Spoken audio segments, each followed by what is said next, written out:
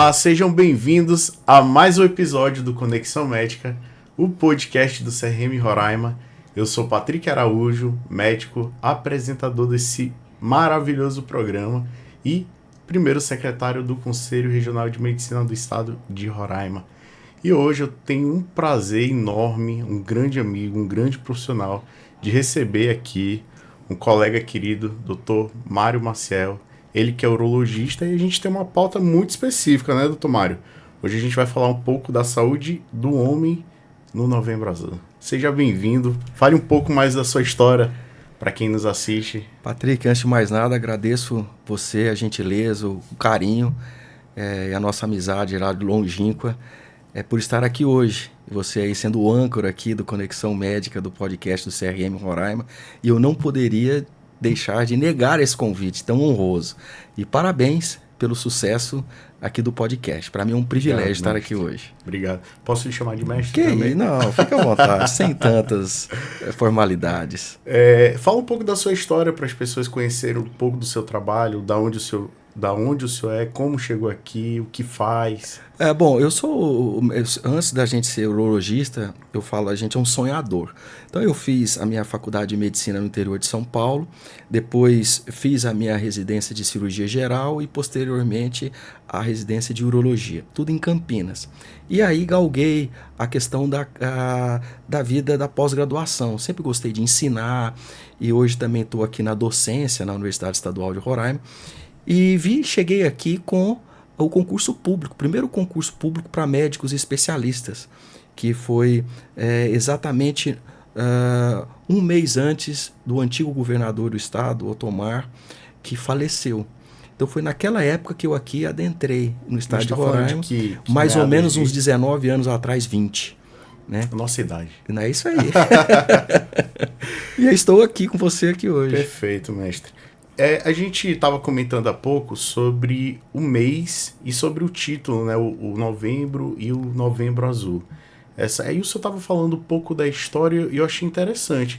O senhor pode abrir um pouco do que a gente estava falando por aqui? Olha que interessante. O Novembro Azul chegou aqui no Brasil foi criado há mais ou menos uns 22 anos atrás, na Austrália, numa cidade chamada Melbourne. Que não é a capital é Canberra, mas Melbourne é uma cidade como Brasília, São Paulo, bem pujante do ponto de vista artístico, cultural e etc. E uns amigos que tinham à época uns familiares com câncer de próstata, eles resolveram chamar a atenção para essa temática, deixando os seus bigodes e barbas a crescerem naquele mês.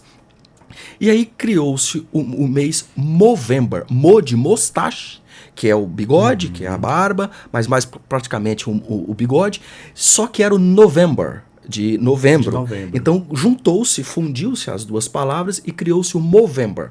Pois bem, só que aquele momento não era só para chamar a atenção do câncer de próstata. Eles queriam também chamar a atenção porque eles tinham amigos depressivos e também um deles que tinha um câncer de testículo. Então, esse movimento, que começou há 22 anos na Austrália, ele chega aqui em determinados outros países e chega conosco, às vezes um pouco destoado, porque hoje levanta-se muito a bandeira, quando não se sabe um pouco a história do movimento, e acaba genitalizando o mês azul do homem apenas para a questão prostática. E o câncer de próstata é relevante, é importante, mas a sua mortalidade é muito pequena, perto de outras enfermidades e dissabores que é acometida a vida do homem. Então é interessante, é uma bandeira que eu gosto muito, porém ficar só na próstata, a gente acaba ficando na mesmice e sem grandes impactos de resultados a longo prazo. Isso que eu ia falar, a gente já tem aqui. O que o senhor acha? O senhor acha que é favorável a gente ter um mês exclusivo para falar de prevenção da saúde masculina em relação à próstata? Eu não sou contra, eu levanto essa bandeira, eu gosto, porém eu diria que não é por aí para a gente tentar mudar os grandes índices que são demonstrados para nós, seja pelo DataSUS, seja pelos estudos da literatura e tudo mais. Os homens suicidam mais, tem mais homicídios, tem questões hoje da desnutrição, os homens fumam mais, comem menos frutas, menos verduras do que as mulheres. Atividade física, eles são mais sedentários, obesos, são arredios a tratamentos. Então, se fosse de fato impactante, todos esses dados eles seriam modificados. E não é assim. Então, eu acho que um mês a gente bater na tecla é bem-vindo, mas a saúde é diuturnamente, todos verdade. Os dias. E todos os meses, e né? Todo momento. A todo momento. Eu recebi, no mês de outubro, nós tivemos a campanha do Outubro Rosa. Sim. E eu recebi 2 colegas de mastologista e ginecologista, Dr. Frutuoso e doutora Cintia. Nós tivemos um episódio espetacular, um episódio leve, né, onde a gente fala sobre a importância do mês, a gente fala o que motiva, os resultados e também os problemas. Porque mesmo dentro da circunstância de tudo, do ecossistema, existem problemas. No mês de Novembro Azul, o senhor acha que o impacto em relação ao homem, ainda é pequeno? E dentro desse contexto, como é que o senhor sugeriria uma melhoria? Patrick, essa é uma pergunta muito interessante e muito profunda ao mesmo tempo. Eu acho que nós temos aqui alguns fatores que fazem com que esses dados não mudem ao longo desse tempo todo, pelo menos que eu estou debruçado nessa causa. Há um fator cultural. O homem, ele é avesso à prevenção, ele acha que ele é um super-herói, ele acha que as mazelas nunca vão lhe pegar, e de repente, quando ele se surpreende com isso, ele vê que ele não é aquele ser tão invulnerável como ele imaginava. Então, ao meu ver, as políticas públicas propriamente dita, que nós estamos num país em desenvolvimento, então isso é mais preponderante do que quem tem convênio, que tem acesso à saúde de uma forma mais privilegiada. Eu diria que há hoje uma invisibilidade do homem na saúde pública. E eu explico. Observe, se nós formos em quaisquer postos de saúde da cidade, pode ser da nossa capital ou qualquer outra que você assim elencar. Observe que lá há o cuidado para a gestante, para o pediatra, para o idoso e para a mulher. E para a criança. E para a criança. E quando você entra, o homem ele se sente fora do ninho, um peixe fora d'água. Parece que aquele ambiente não é para ele. Aí nós temos o quê? O acolhimento. A maioria das pessoas que estão para acolhê-los são do sexo feminino.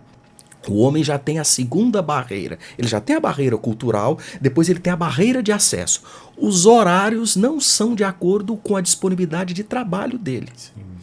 E aí, às vezes, não há um médico, pelo tempo que exige a sua enfermidade, ele acaba também tendo um hiato do seu momento, da sua atitude de procurar e depois de ser resolvido. Sim.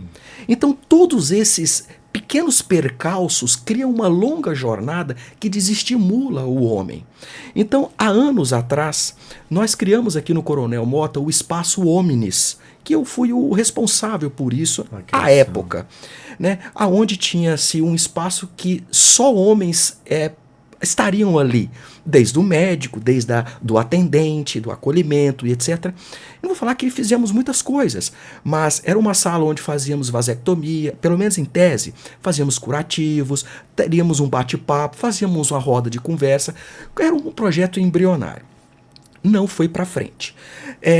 Anos depois, eu fui convidado por uma audiência pública em uma das casas legislativas aqui do estado.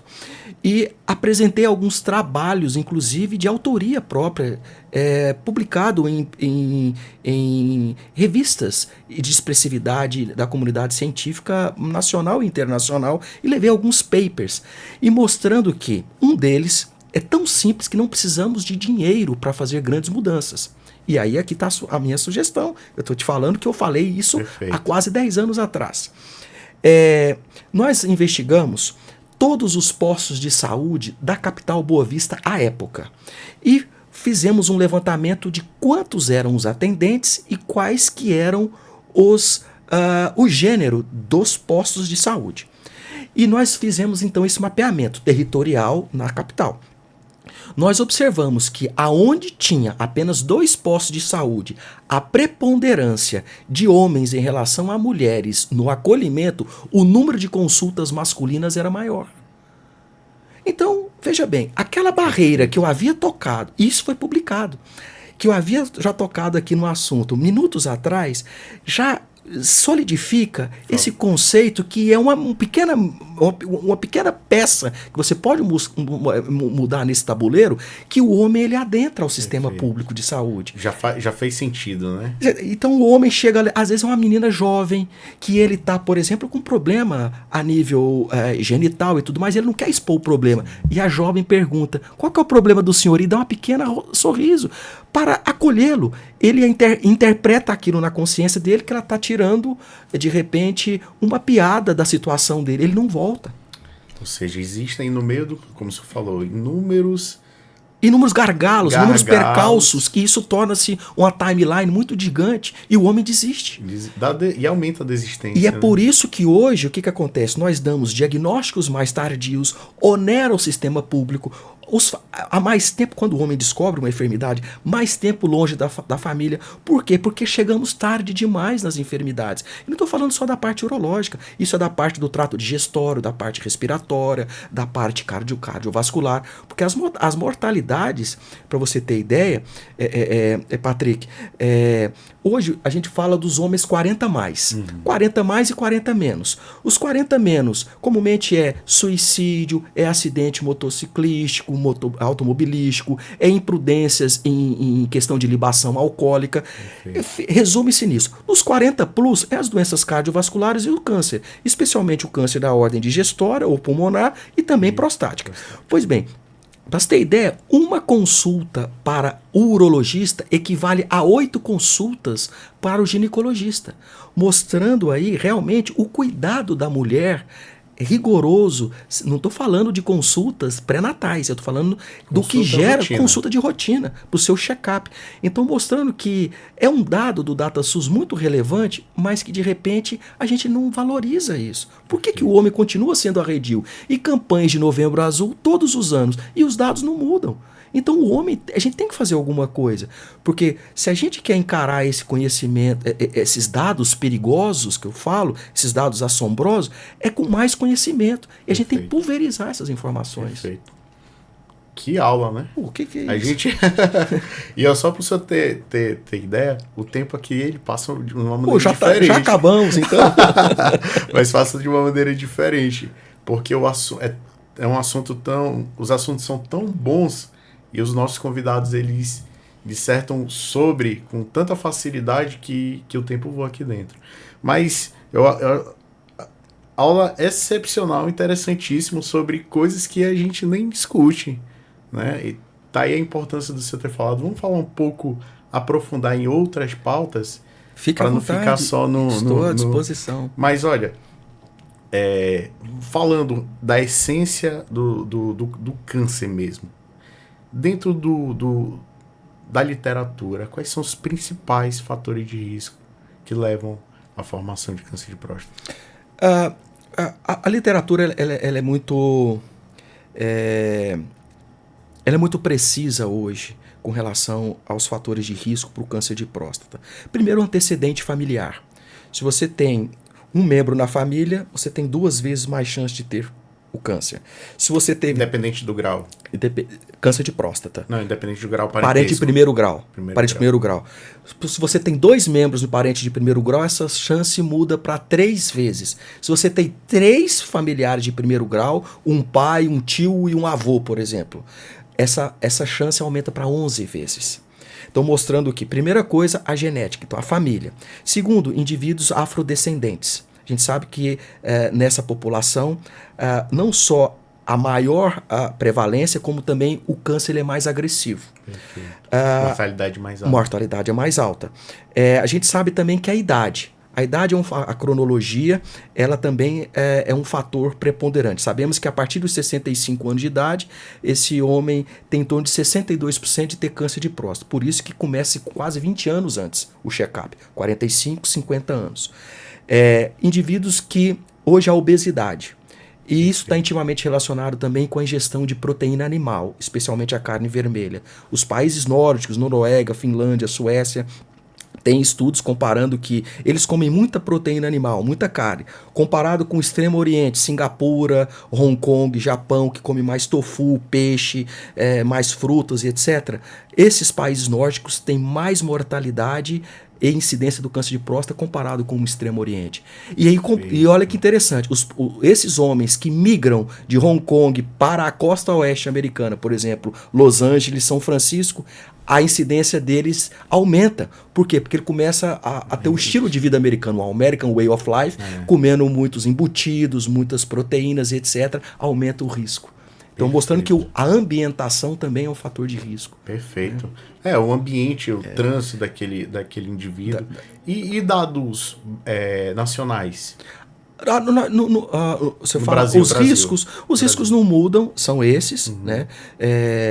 Então eu acho assim que... Dentro da média mundial, os nossos níveis são mais elevados? Você fala de câncer? De câncer. Então eu diria que é equivalente. Né? Nós temos uma saúde pública, apesar de ainda estar em níveis que precisam ser otimizados, mas ainda a gente consegue acolher esse homem, seja no diagnóstico ou ao tratamento, sem perder muito, eu falo em termos de vida. Porque o câncer de próstata é o tumor sólido de crescimento mais lento no corpo humano.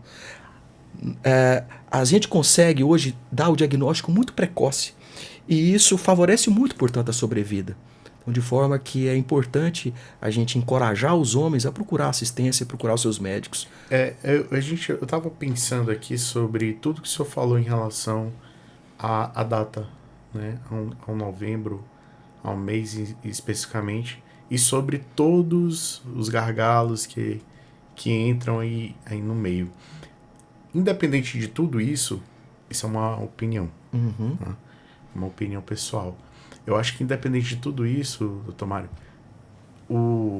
essa importância de trazer, justamente falar sobre prevenção, querendo ou não, ele traz conhecimento para a população, né? Ele traz mais informações, talvez alguns canais de acesso em relação a fazer consultas, toque, facilitam. Isso não quer dizer que o paciente vá, mas que está à disposição. Eu acho que o valor do mês, né, colocar um mês azul e ter esse mês todinho para tratar sobre isso, né? A sua opinião sobre isso, além do que o senhor citou, o senhor acha que faz sentido? Eu acho que faz sentido. Eu acho que, às vezes, a questão da semântica, que eu acho que a gente tem que ter cuidado em colocá-la. Porque, muitas das vezes, não foi o caso aqui que a gente usou essa palavra, mas tem-se aquelas manchetes sensacionalistas de jornais, seja ele da questão das redes sociais, ou escrita, ou televisiva, o mês de conscientização do câncer de próstata. Primeiro, que conscientizar, a pessoa já tem que ter o entendimento daquilo. Então eu diria que a sensibilização para as doenças outras, não necessariamente ao câncer de próstata. Mas essa palavra é importante, a sensibilização. Porque até cair a nível de consciência exige alguma atitude, ação. Porque primeira coisa, a gente escuta. Depois a gente faz as reflexões. Depois eu medito e tomo uma ação diante desses conceitos. Aí sim é consciência. Então a gente está fazendo um salto muito grande para pessoas que não têm quaisquer informações a respeito de saúde. Então essa palavra é muito forte. Então eu levanto a bandeira, gosto, mas a gente tem que ter muita cautela com relação a que a gente vai falar. Inclusive, quando nós pensamos sobre esse programa, foi justamente isso. Porque esse programa ele tem a gente fala para a comunidade médica, mas informações como essas, sobre Outubro Rosa, Novembro Azul, são informações essenciais e gratuitamente. Isso é que é o melhor. Né? Gratuitamente para as pessoas terem acesso. Voltando sobre o nosso tema, em que idade, a gente já falou ali, 65, mas o senhor falou há 20 anos antes, nessa parte preventiva, como funciona a parte preventiva desse rastreio? De câncer de próstata. Câncer de próstata. O câncer de próstata hoje, seja a Sociedade Brasileira de Urologia, a Sociedade Americana, que nós seguimos as diretrizes dessas duas comunidades e fazemos parte dela, ela é muito também categórica em nos explicitar uma data.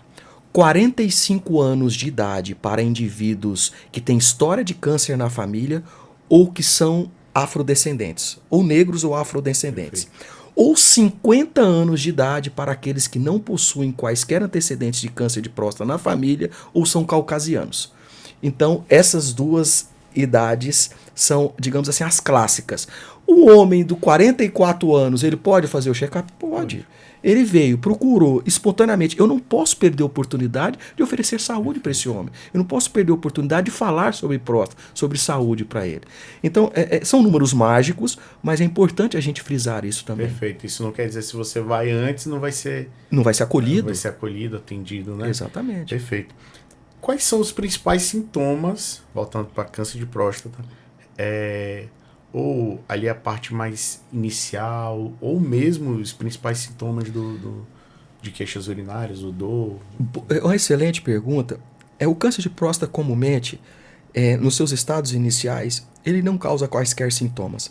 É devido a uma busca ativa que você acaba detectando, seja pelo exame do sangue alterado, que é o PSA, ou mesmo pelo exame digital da próstata, que é o toque, que é um exame que dura 5, 7 segundos, e você tem uma sensibilidade tátil de como que está essa glândula. E aí você faz, então, uma investigação mais pormenorizada através de uma biópsia para saber se essa próstata está ou não com câncer. Mas os sintomas, eles às vezes se confundem com um crescimento benigno da próstata, que é, por exemplo, o homem acordar à noite para ir ao toalete, às vezes várias vezes, o jato urinário, em vez de ser um pouco mais distante, está mais encurtado, ele está num bate-papo em família, num cinema, com um netinho, qualquer coisa nesse sentido, esse homem um pouco mais de idade avançada, ele tem que ir várias vezes ao toalete, não consegue fazer uma viagem de avião porque tem que toda hora ir no banheiro, pode ou não aparecer sangue na urina. Ele tem uma privação do sangue, da urina, quer dizer, ele faz muita força para urinar. Então são dados indiretos de que essa próstata está com algum problema. Alguma coisa. Pode ser benigno ou maligno. As infecções também é um diagnóstico diferencial, mas não é ela que é um fator de risco para desenvolver o câncer. Perfeito. É uma coisa isoladamente, uma infecção por uma retenção, por um cálculo. Apareceu alguma infecção urinária. Não quer dizer que esse homem vai desenvolver câncer. Perfeito. E fora os diagnósticos diferenciais dentro da infecção Exatamente. urinária. Perfeito. Doutor Mário, no bate-papo, como eu lhe falei, Vamos lá. Não sei se o senhor já sabe, mas nós temos um clube de benefícios, que é do Conselho Regional de Medicina, chamado Clube de Benefícios CRM-RR. Já temos um site onde todos os colegas médicos ativos eles têm direito. Em troca, nós temos parceiros que dão descontos. Então você vai lá na loja que você escolheu ali dentro do site, vai lá, escolhe seu produto, serviço, o que seja, tem um percentual de desconto. Olha que legal, saímos de 6 empresas para mais de 40 empresas nos últimos 6 meses. Então, se você não sabe ainda, acesse nosso site Clube de Benefícios, crmrr.com.br. Temos essa lista de todos os nossos parceiros lá, totalmente rapidinho, acessa aí, entra aí. E se você não está seguindo ainda o Conexão Médica, o nosso podcast, o nosso canal do YouTube, já siga, porque os episódios estão cada vez mais... Os episódios são maravilhosos, os convidados, então... Doutor Mário, voltando aqui, dentro dos hábitos do homem, o que o senhor destacaria sobre essencial para redução, eu não sei se seria a palavra mais cabível, mas para que ele possa fazer uma prevenção, como ele pode se cuidar para câncer de próstata? O que eu tenho que fazer? Quais são as minhas ações? Eu como tanto... Porque a genética não vai mudar, mas o que externamente eu posso fazer para reduzir os níveis? É uma pergunta capciosa essa sua. Mas eu acho que quando a gente começa a pensar que nós somos muito mais além do físico, eu acho que nós temos um pool de ações e atitudes que a gente pode levar para a prevenção do câncer de próstata, Patrick. Então, assim, eu acho que fundamentalmente o homem tem que estar de coração aberto e querer viver mais. É ter o auto-amor, o autocuidado. Ele não achar que esse vaso carnal ele tem que ser muito bem cuidado, lapidado, valorado. Então, nós não somos só o físico. A gente fica pensando só no físico, às vezes na parte cardiovascular, na parte pulmonar, na parte digestória, prostática, genital, íntima, com disfunção íntima, inclusive. Só que o homem às vezes esqueceu da sua espiritualidade, esqueceu de ter uma alimentação regrada, esqueceu de estar conversando com pessoas do bem, leituras, contemplando a natureza. Isso não é balela. Observe as pessoas das Blue Zones hoje no mundo inteiro, eles estão vivendo mais. O físico é uma extensão de todo um aparato por trás. Então, quando a gente começa a ver que nós somos seres quintessenciais, que eu falo que são supramental, mental, vital, metabólico, e chega no físico, o físico é uma peça dessa engrenagem. Então, se eu estou com um problema na próstata, provavelmente eu também estou no coração. Por quê? Porque o meu ambiente celular ele é equivalente. Os meus hábitos não estão compatíveis para aquele problema. Então, não é a genética. A genética é 30%. 70% são dos meus hábitos, das minhas atitudes do dia a dia. Então, se eu estou com pensamentos tóxicos, carregando um lixo tóxico na minha mochila, meu ambiente ao qual eu convivo é também pesado, é hostil, eu não exerço o perdão, tudo isso vai reverberando em todo o meu metabolismo. Aí não há remédio que adianta, remédio tarja preta, médico, visita 10, 15 médicos, o problema está precisando você dar uma lapidada um pouco mais. Ir além, que eu falo das entrelinhas, ir no sutil. Essa que é a grande verdade. Ou seja, a primeira mudança é na mentalidade. É mentalidade, abrir o seu coração. Eu penso assim, hoje a gente fala muito da humanização, do sistema de saúde e tudo mais, todos nós temos isso, inclusive nas nossas escolas médicas, mas eu acho que está naquela fase agora da espiritualização. Perfeito. Eu acho que é essa engrenagem hoje que nós não estamos atingindo, porque é o up-down, é de cima para baixo. E o físico está aqui, é a última pedrinha. Então, o que está representando do meu físico, eu tenho toda uma outra coisa que é um espelhamento que está doente também. Perfeito. Eu acho que essa parte sobre espírito e alma fala muito, até para você começar a refletir sobre os seus hábitos, né? Sobre realmente isso aqui. O que antigamente eu fazia uso disso, hoje disso já não cabe. Pois é isso que eu estou falando, porque a gente começa a ver que as nossas ações, pensamentos, as nossas alimentações, as pessoas com que a gente se relaciona, a maledicência, você vai deixando tudo isso de lado. Por quê? Porque você quer performar, você quer estar bem, você quer estar em alto astral, em alta energia, em outra vibração. E isso é saúde. A parte física é que nós, eu entendo, temos a nossa cultura, o nosso hábito, mas se a gente começa a conversar com o europeu, do leste europeu e da Ásia, as pessoas estão fazendo tai chi, estão fazendo meditação, estão escutando músicas clássicas, músicas que aquietam a alma, o coração, fazendo mantras, cânticos. Por que isso? Hoje a ciência já prova. A oração, ela melhora pacientes em terapia intensiva com problemas cardiológicos. Então, a gente entra numa esfera, não é uma esfera holística, é uma esfera científica, que ela não é valorizada. E isso é saúde. E isso é Novembro Azul. Legal. Muito bom. Doutor Mário, o papo aqui flui de uma maneira excepcional. A gente está chegando ao fim. Que pena. Essa sua companhia é muito agradável. Obrigado, aqui. doutor. A companhia, falar de Novembro Azul aqui, principalmente você que tem familiares, que já passou por situação, está passando, compartilhe esse conteúdo, porque justamente a gente falou, entrou exatamente o que o senhor queria falar, do que o senhor queria de mensagem repassar para as pessoas, que não é só o mês em si. Existe uma mentalidade por trás, existe um operacional por trás, existe uma busca por trás, existe um contexto, né, que faz com que esse mês tenha a sua essência e sua importância. Mas se você... doutor, se o senhor quiser falar um pouco sobre os seus cuidados com com homem, né? Eu vejo que o senhor só não fala de urologia, fala sobre o comportamento, né? Como é que funciona a sua consulta sobre isso? Obrigado pela oportunidade. Eu acho assim, espaço como esses dentro do CRM, para a gente divulgar essas informações que hoje eu acho que o homem ele está perdendo o endereço de si mesmo.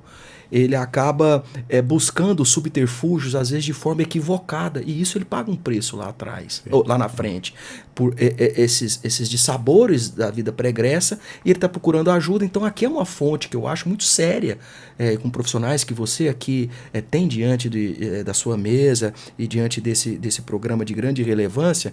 E fico muito lisonjeado de você me convidar e que eu tenha esse espaçozinho para falar um pouquinho.